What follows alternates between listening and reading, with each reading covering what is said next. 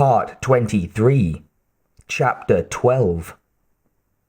She hadn't intended to go to sleep.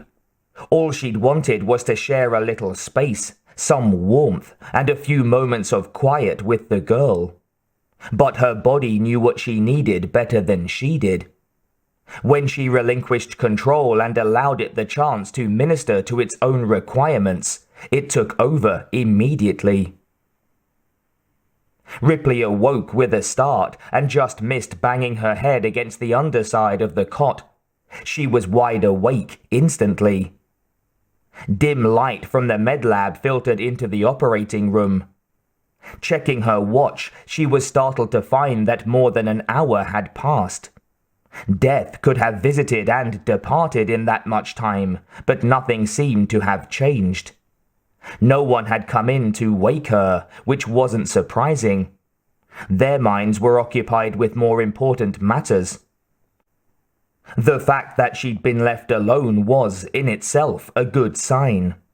If the final assault had begun, Hicks or someone else surely would have rousted her out of the warm corner beneath the bed by now. Gently, she disengaged herself from Newt, who slept on, oblivious to adult obsession with time. Ripley made sure the small jacket was pulled up snugly around the girl's chin before turning to crawl out from beneath the cot. As she turned to roll, she caught another glimpse of the rest of the med lab, and froze.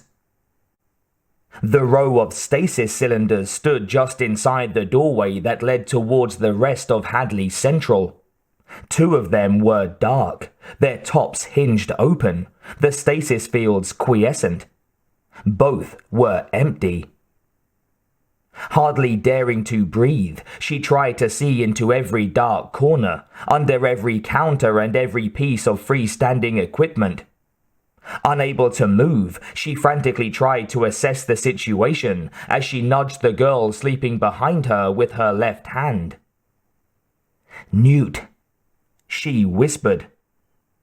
Could the things sense sound waves?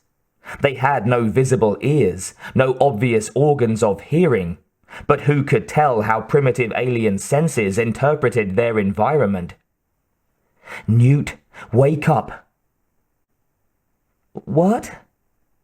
The girl rolled over and rubbed sleepily at her eyes. "Ripley, where are—" "Shh." She put a finger to her lips. "Don't move. We're in trouble." The girl's eyes widened. She responded with a single nod, now as wide awake and alert as her adult protector. Ripley didn't have to tell her a second time to be quiet.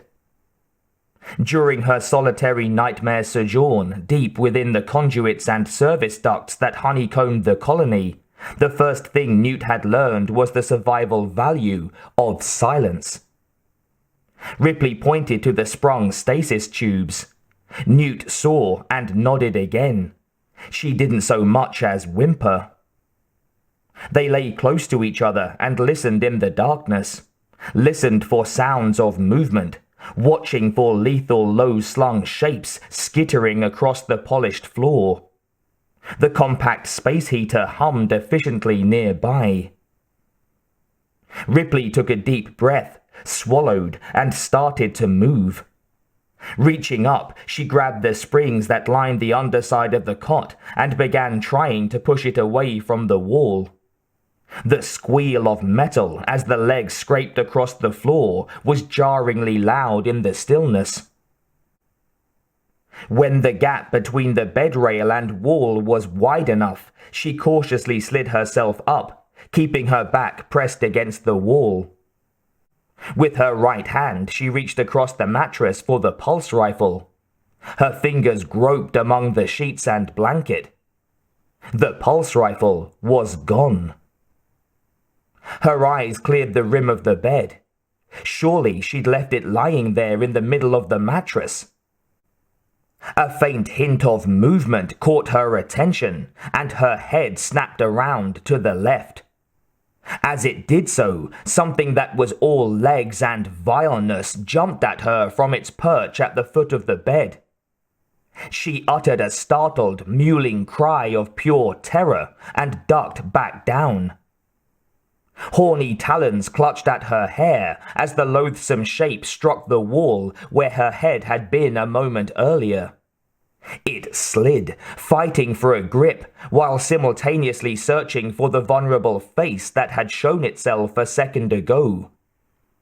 Rolling like mad and digging her bare fingers into the springs, Ripley slammed the cot backward, pinning the terratoid against the wall only centimeters above her face. Its legs twitched and writhed with maniacal ferocity, while the muscular tail banged against the springs and wall like a demented python. It emitted a shrill, piercing noise, a cross between a squeal and a hiss. Ripley heaved Newt across the floor and, in a frenzied scramble, rolled out after her. Once clear, she put both hands against the side of the cot and shoved harder against the imprisoned facehugger. Timing her move carefully, she flipped the cot and managed to trap it underneath one of the metal rails. Clutching Newt close to her, she backed away from the overturned bed. Her eyes were in constant motion, darting from shadow to cupboard, searching out every corner. The whole lab area was fraught with fatal promise. As they retreated, the facehugger, displaying terrifying strength for something so small, shoved the bulk of the bed off its body and scuttled away beneath a bank of cabinets. Its multiple legs were a blur of motion. Trying to keep to the center of the room as much as possible, Ripley continued backing towards the doorway. As soon as her back struck the door, she reached up to run a hand over the wall switch. The barrier at her back should have rolled aside. It didn't move. She hit the switch again and then started pounding on it, regardless of the noise she was making. Nothing. Deactivated, broken, it didn't matter. She tried the light switch. Same thing. They were trapped in the darkness. Trying to keep her eyes on the floor in front of them, she used one fist to pound on the door. Dull thunks resounded from the acoustically dampened material. Naturally, the entrance to the operating theatre would be soundproofed. Wouldn't want unexpected screams to unsettle a queasy colonist who happened to be walking past. Keeping Newt with her, she edged away from the door and around the wall until they were standing behind the big observation window that fronted on the main corridor. Hardly daring to spare a glance away from the threatening floor, she turned and shouted, "Hey! Hey!" She hammered desperately on the window.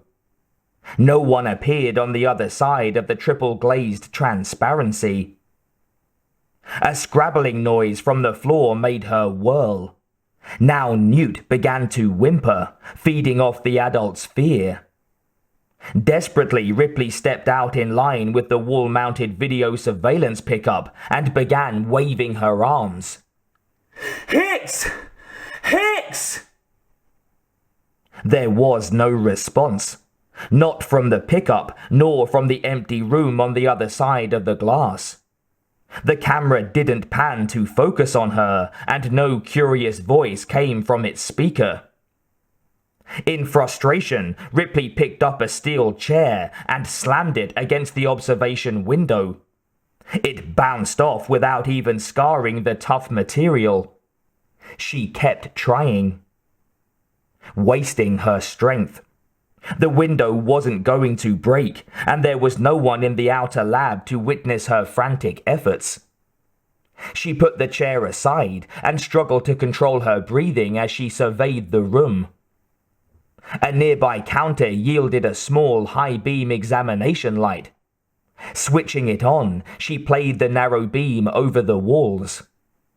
The circle of light whipped over the stasis tubes, past tall assemblies of surgical and anesthesiological equipment, over flush-mounted storage bins and cabinets and research instrumentation. She could feel Newt shaking next to her as she clung to the tall woman's leg. "Mommy!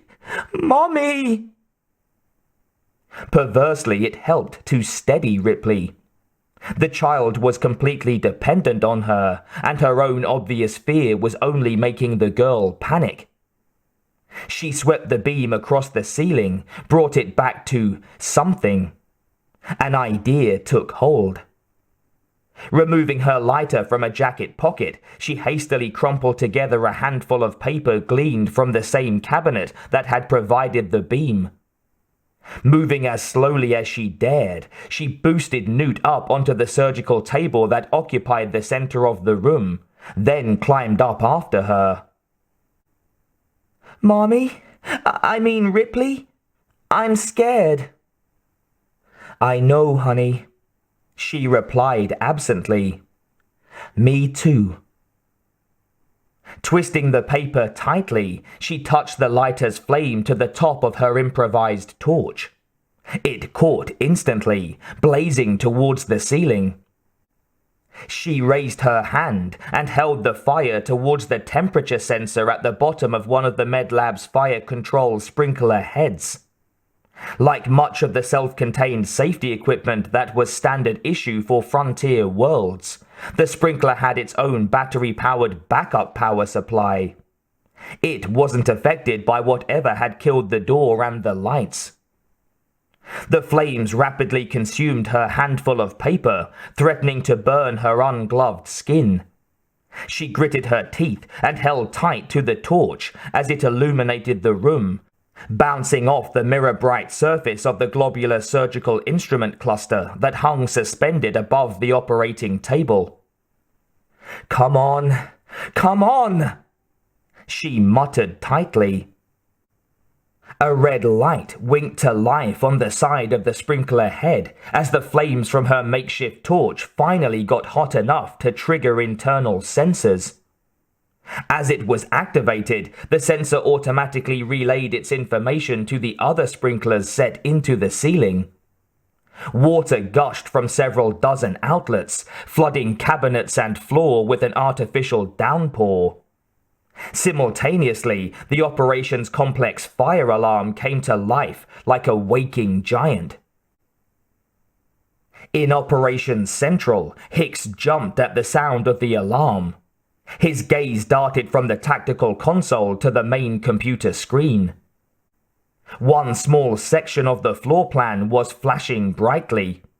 He rose and bolted for the exit, shouting into his headset pickup as he ran. "Vasquez, Hudson, meet me in medical. We got a fire." Both troopers abandoned their guard positions and moved to rendezvous with the corporal. Ripley's clothes clung to her as the sprinklers continued to drench the room and everything in it. The siren continued to hoot wildly. Between its steady howl and the splatter of water on metal and floor, it was impossible to hear anything else. She tried to see through the heavy spray, wiping water and hair away from her eyes. One elbow banged against the surgical multiglobe and its assortment of cables, high-intensity lights and tools, setting it swaying. She glanced at it and turned away to resume her inspection of the room. Something made her look a second time. That something leapt at her face.